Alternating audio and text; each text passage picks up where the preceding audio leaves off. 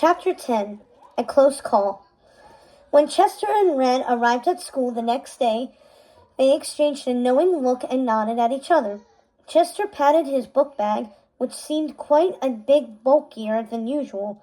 The invitations were on plain pieces of white paper, so as not to draw attention, folded in fourths and simple in their design. Want to see what real fun looks like? Come to the party to end all unparties. The Royal Woods, Friday night. Keep it quiet. Brought to you by the Wonderland Party Commission. The last part had been Ace's idea. What? He said. We need to sound official.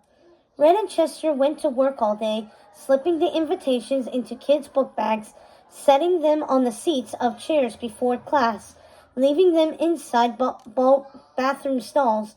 Red tried to unload most of her supply by lunch, knowing she couldn't skip out on royal training again and would therefore miss the last few classes of the day. She was careful not to let anyone see her, while the three had initially considered signing their initials to the invitation. Should we do RCA? We can't do car. That would be silly. They decided against it, worried about leaving any identifying information if a teacher came across the note. Red was more than fine with this, because although the Wonderland Party Commission would be revealed on Friday, she worried people wouldn't come if they knew she was behind it. A secret party thrown by the daughter of the Queen of Hearts? Even Red knew that sounded like a trap. She watched a few different students carefully as they found their notes. Their faces remained unchanged. Only one or two raised an eyebrow before stuffing the bag into their pockets. But slowly, almost imperceptibly, a certain energy began to hum through the halls of the school. The students' posture seemed more relaxed. Red noticed one boy whispering intently to another, invitation in hand. Do you feel it? Chester whispered after lunch. He'd passed out most of his invites too. I do, Red whispered back. And as she did, she felt her optimism rise once more. Then she saw something that made her stomach drop. Wait, what? Look. Coming down the hallway was the Duchess, a sour-faced woman with a quick temper and a terrible sneezing habit. In drab, frumpy gowns, she looked like the Queen's opposite, but just as unpleasant to cross.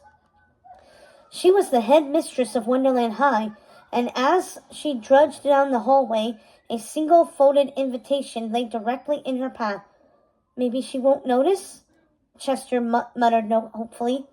The Duchess advanced, peering down her nose at the students as though trying to accomplish the impossible goal of detecting any misbehavior at Wonderland High. For a moment, it looked like she would walk past the note, but then the bottom of her shoe hit it and sent it skittering forward. The Duchess stopped, staring at the folded paper. Red and Chester held their breaths. Then she reached down and picked it up. Headmistress Duchess, Red called, surprising herself and marching forward. The Duchess frowned at Red. You'll speak when you are spoken to, Princess Red, she snipped. Mouth shut, ears open. Sound familiar?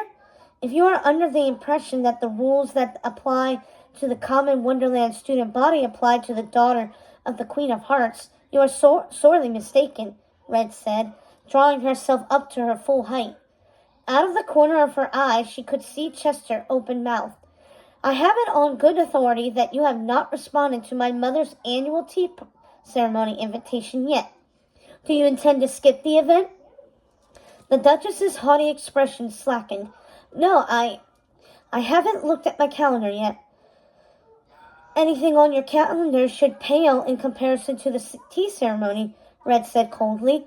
She cast a meaningful glance at Chester and then the invitation at the Duchess' hand. Especially this year.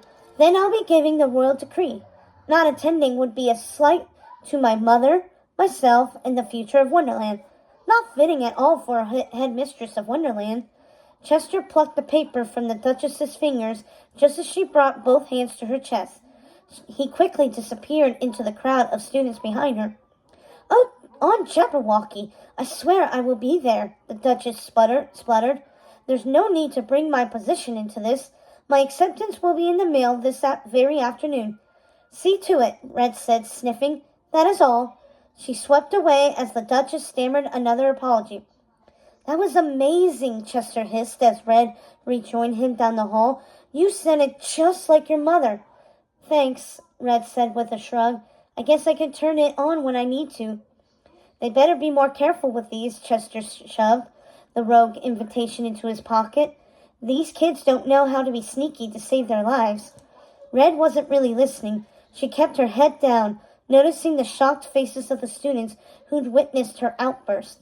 In their eyes, she supposed, Red had just reinforced their reasons to feel intimidated by her. Whatever, Red told herself. They would know what really mattered to her soon enough.